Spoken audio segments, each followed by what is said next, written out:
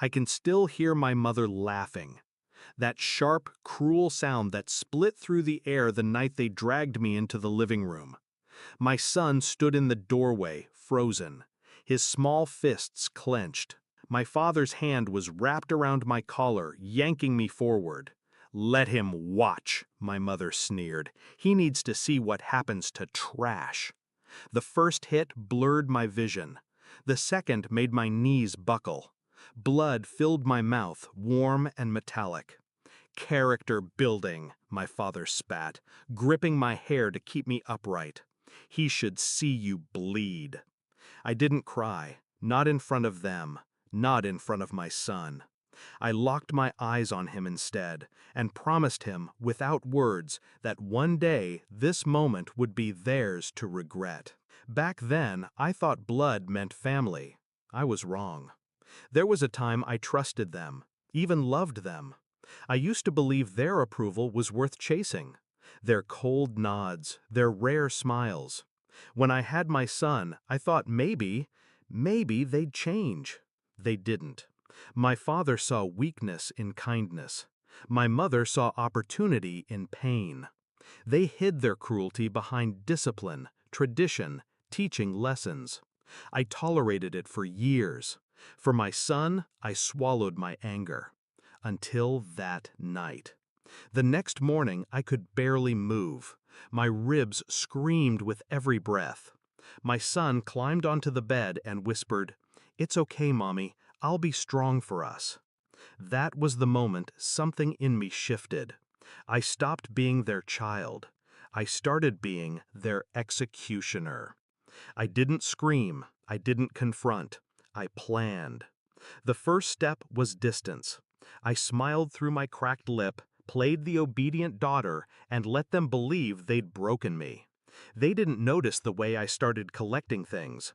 Documents, receipts, whispered statements from neighbors who'd heard the fights.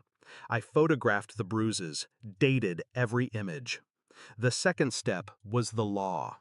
Quietly, I found a lawyer who specialized in domestic abuse and property disputes. I learned exactly what would happen if certain evidence came to light. The third step was patience, the kind that tastes like blood because you're biting down on your rage every single day. They slipped. My father bragged to a neighbor about how he kept me in line.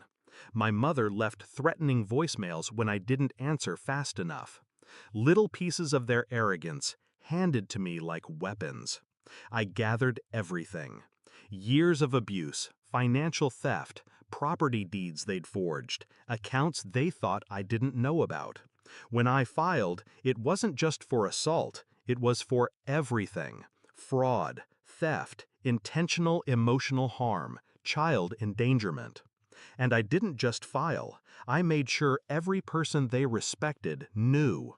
Their church, their friends, their business partners. They were served papers in public. My mother's face froze mid-laugh. My father's hands twitched, wanting to hit, but knowing the cameras were on him. The court dates were slow. I made them slower. Every delay was intentional. Every new piece of evidence dragged their humiliation out further. I spoke calmly in court, never raising my voice, letting the evidence bruise them in ways I couldn't with my fists. By the second month, they were selling off assets to pay legal fees.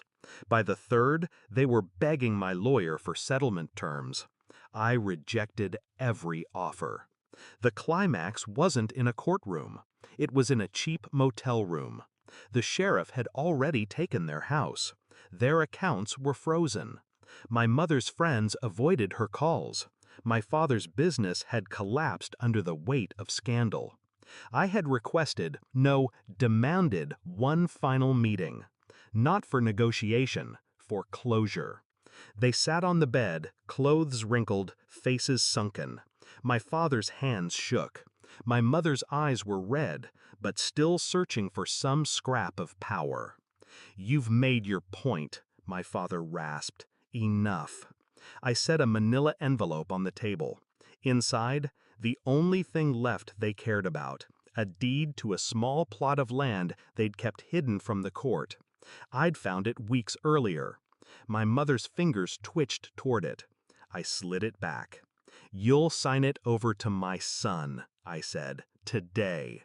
In exchange, I'll stop digging. Because trust me, there's more to find." They hesitated. I leaned forward. "You made me bleed in front of my child. You told him I was trash. Now you'll watch me build his future with what you thought was yours. And you'll live long enough to see him thrive while you rot in nothing." My mother looked away first. My father reached for the pen. They signed. I walked out without looking back. I didn't feel joy, not the kind they'd understand. It was cleaner than that. Justice isn't about screaming victory. It's about the quiet power of knowing they can never touch you again, and that every breath they take is a reminder of the life they destroyed but couldn't own. That night, I tucked my son into bed. He smiled the way he had.